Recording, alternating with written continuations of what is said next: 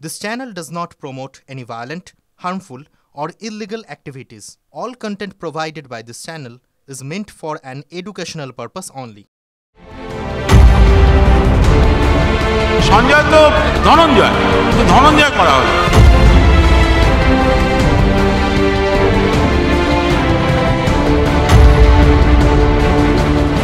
এই কাজ একজনের পক্ষে করা সম্ভব নয়। প্রচুর লোক আছে, মাথায় হাত আছে বলে সরে গেল ওরা। এটা মার্ডার ছিল, এটা পুরো করাপ্টেড একটা সিস্টেম। একটা করাপ্ট সিস্টেমটাকে ঢাকা দেওয়ার জন্য। আর দোষীদেরকে আড়াল করা হচ্ছে, যাদের ধরেছিল তাদেরও জামিনে ছেড়ে দেওয়া হলো।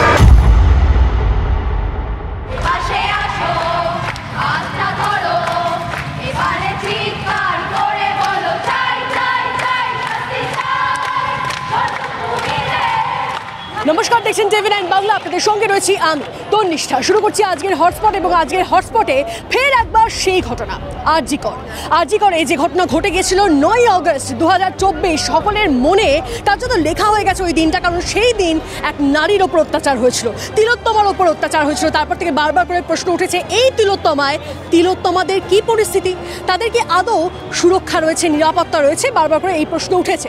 তারপর থেকে অনেকগুলো ঘটনাক্রম, ঠিক কী হয়েছে সমস্তটাই জানাবো আজকে আপনাদেরকে হটস্পটে। এবং তার পাশাপাশি আপনাদেরকে জানিয়ে রাখি, আজই সঞ্জয়, মানে যে এই ঘটনায় একমাত্র বলে তাকে দোষী সাব্যস্ত করা হয়েছে, সঞ্জয়কে।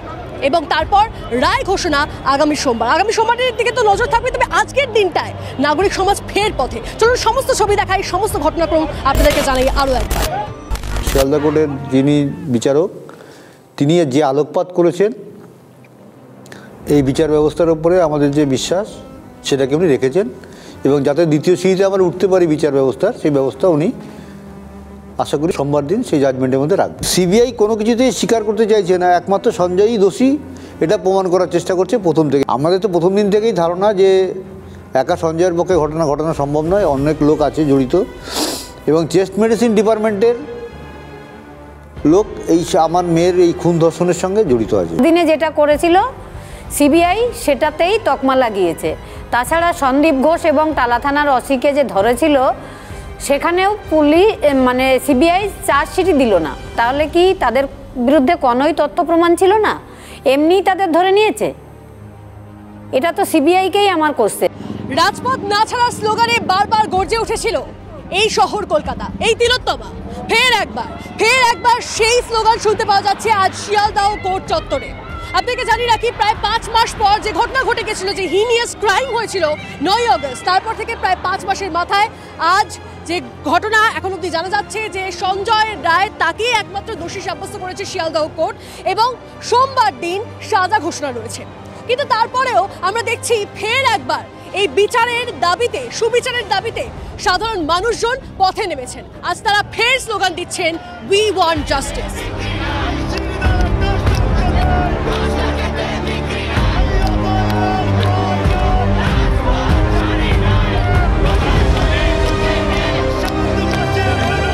দোষী সাব্যস্ত একমাত্র সঞ্জয় রায়। এখানে যারা রয়েছেন তাদের সঙ্গে একটু কথা বলার চেষ্টা করি। আচ্ছা, প্রায় 5 মাসের মাথায় দোষী সাব্যস্ত একমাত্র সঞ্জয়, এটা বলা হচ্ছে কোর্টের তরফ থেকে, এমনটাই জানা যাচ্ছে। সাজা ঘোষণা সোমবার।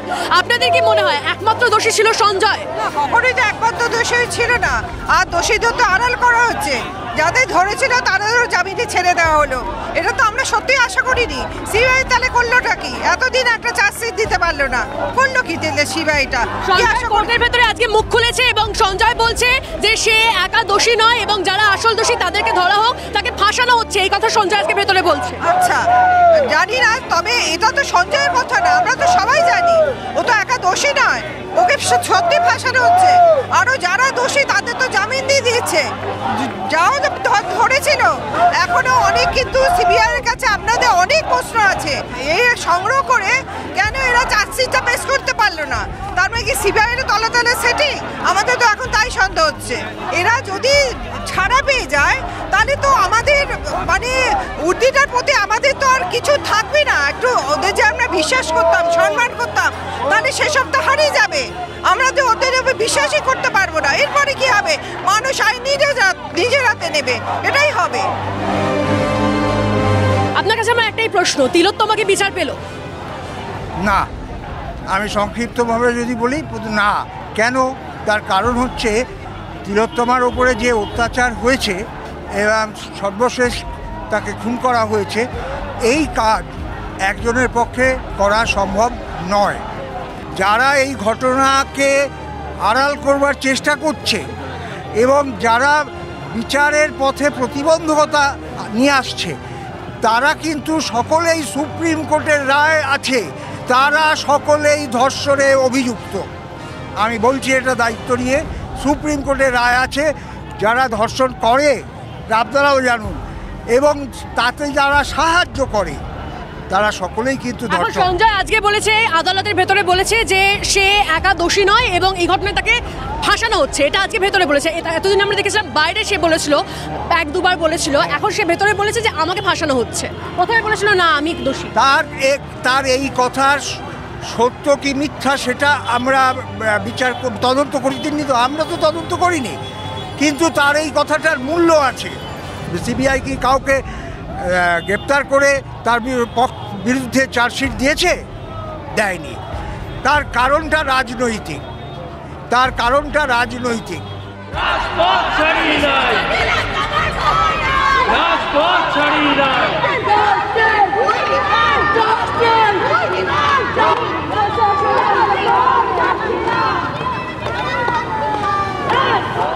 আজ বিশ্বাস করুন আরো একবার মনে পড়ে যাচ্ছে সেই 14ই অগস্টের রাতের কথাটা, যখন নাগরিক সমাজ নেমে এসেছিল পথে এবং তারা এই সুবিচারের দাবিতে পথে নেমেছিল, আমরা দেখেছিলাম। আর তারপর থেকে একবার নয়, বারবার রাত দখল হয়েছে। আর আজ ফের নাগরিক সমাজ পথে নেমেছে, ফের বিচারের দাবিতে। আমি একটু কথা বলি এখানে যারা রয়েছেন। আচ্ছা, একটা বিষয় একটু জানতে চাইবো, তিলোত্তমা বিচার পেলো? না, পাইনি। ও একা না, আরো লোক আছে, প্রচুর লোক আছে, মাথায় হাত আছে বলে সরে গেল ওরা। ও একা দোষী, ও একা পারে না। মানুষ তাহলে কার উপর আস্থা রাখবে? রাজ্য পুলিশ, সিবিআই, কেউই তো তাহলে বিচার দিতে পারছে না। না, পারছে না তো। মানুষই রাস্তা খুঁজবে, মানুষই রাস্তা খুঁজে দেবে। রাস্তা খুঁজে কি ফের পথে আপনারা? হ্যাঁ, রাস্তা নামবোই আবার।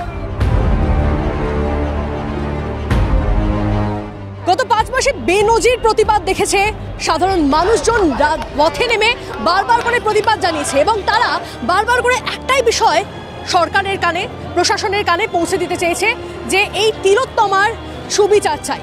শুধুমাত্র একজনের নয়, যারা যারা রয়েছেন, যে নারী সমাজ রয়েছে, সকলের সুরক্ষা চাই এবং সুরক্ষা সুনিশ্চিত করতে তারা পথে নেমে প্রতিবাদ করেছেন এবং সেই প্রতিবাদের আজ ফের একবার আজ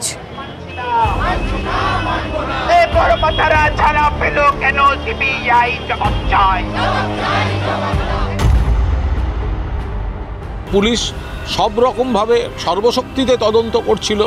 সেখানে সরকারকে মেলাইন করার জন্য রাজনৈতিক উদ্দেশ্য প্রণোদিতভাবে কিছু বাম, কিছু অতি বাম, কিছু অন্ধ তৃণমূল বিরোধী এবং কিছু একাংশের চিকিৎসক, তারা যেভাবে মানুষের আবেগকে বিভ্রান্তিকর পথে বিপথে চালিত করছিলেন, আজকের রায় প্রমাণিত হলো কলকাতা পুলিশের তদন্ত সঠিকভাবে সঠিক পথে ছিল।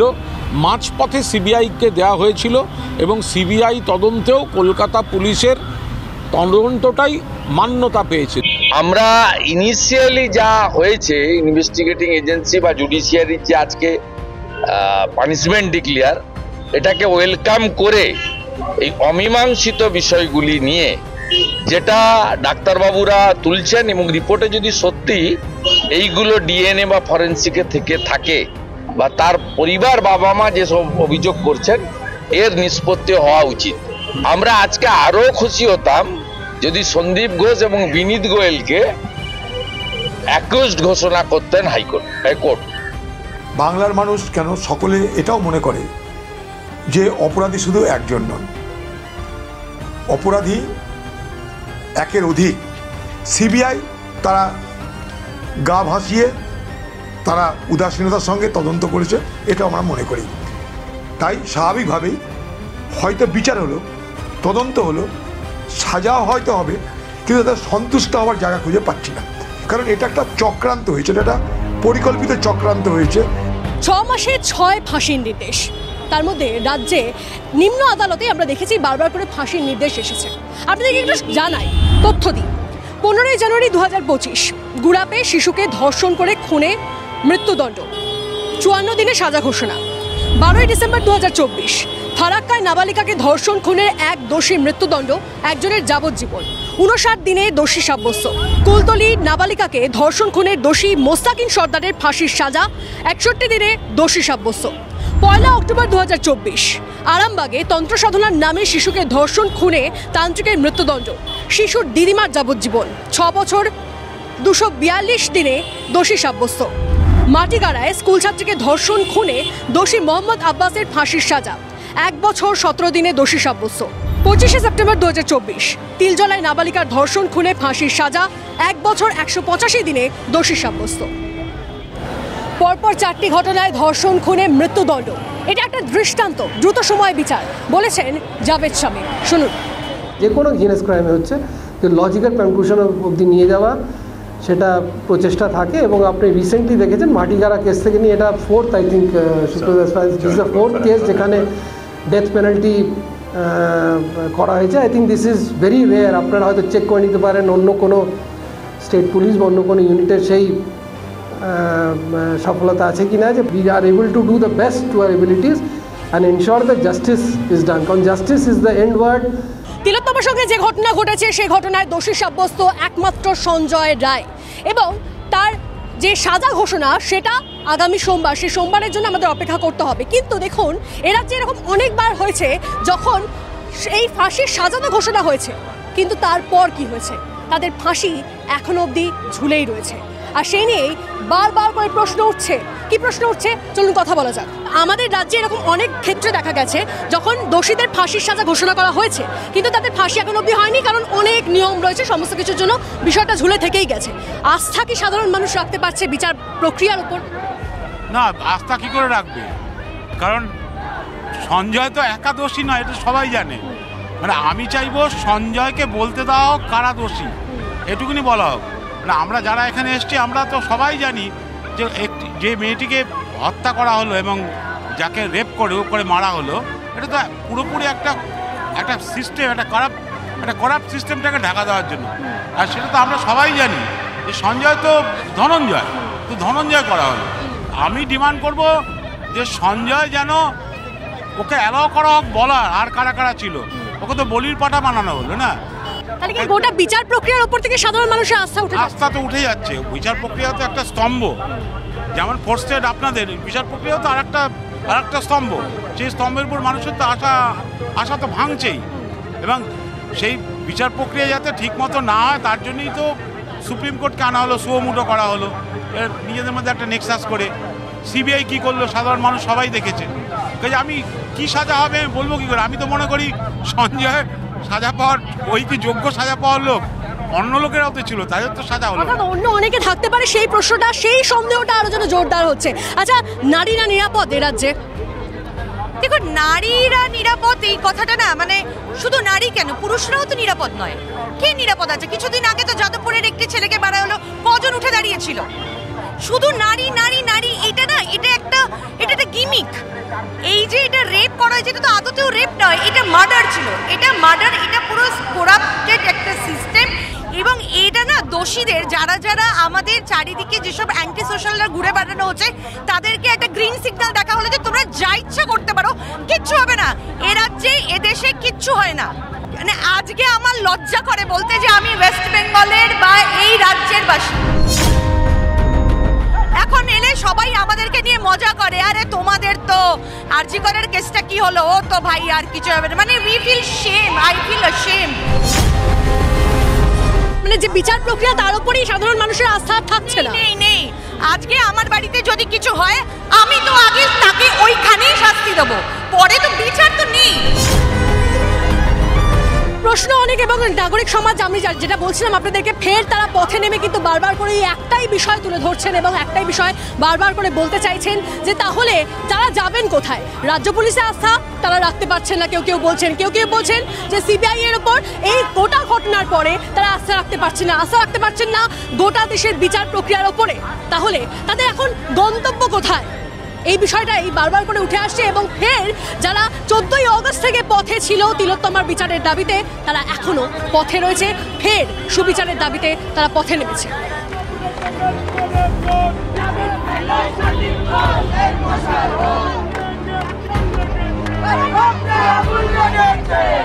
আজ আদালত কক্ষের ভেতরে কি হলো আপনাদের একটু জানাই। সঞ্জয়কে বিচারক বলেন, আপনি যেভাবে মেরেছেন তাতে সর্বোচ্চ মৃত্যুদণ্ড এবং সর্বনিম্ন 10 বছরের কারাদণ্ড হতে পারে। যদিও সঞ্জয় বারবার করে বলেন যে তাকে ফাঁসানো হচ্ছে এবং তার গলায় তো রুদ্রাক্ষের মালা ছিল, ধস্তাধস্তিতে সেটা ছিঁড়ে যেতে পারতো, সেটা পাওয়া যেতে পারতো, কিন্তু সেটা তো হয়নি এই কথা বলেন। এবং তারপর তার থেকে জানতে চাওয়া হয় যে এই বিষয়টা নিয়ে তিনি কি কোনো সাক্ষী দিতে পারবেন, কিন্তু সেই বিষয়টা নিয়ে তিনি নিরুত্তর থাকেন, তিনি চুপ থাকেন কার্যত। এবং তারপর বিচারক তাকে আবার বলেন, আমার তো মনে হয় আপনি এই দোষ করেছেন, আপনি এই খুনের ঘটনার সঙ্গে জড়িত। বাকিটা সোমবার দিন শোনা হবে বলে জানানো হয়েছে।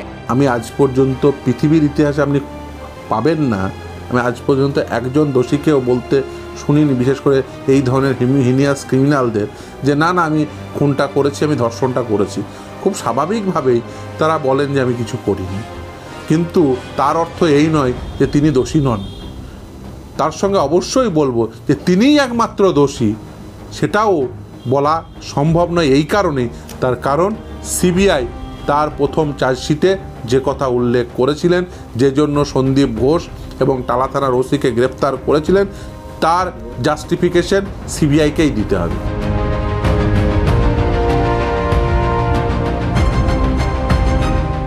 আজ নিরাপত্তার ঘেরাটোপ ছিল নজরকাড়া।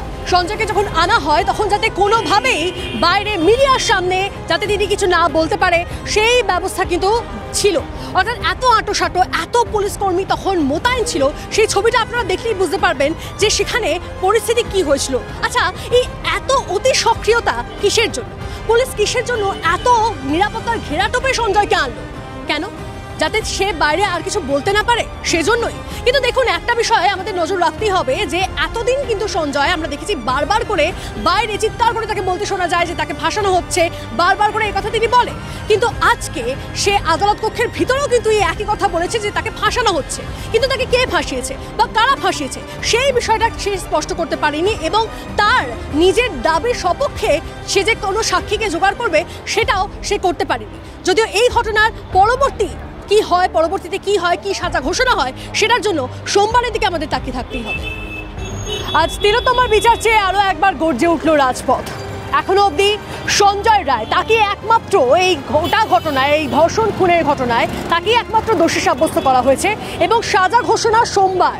তাই সোমবারের দিকে সকলের নজর থাকছে, আমরাও নজর রাখছি এবং প্রত্যেক মুহূর্তের আপডেট দেবো আপনাদেরকে। আজ আপাতত হটস্পট এখানেই শেষ করছি। অন্যান্য আপডেটের জন্য আপনাদের নজর থাকুক TV9 বাংলায়।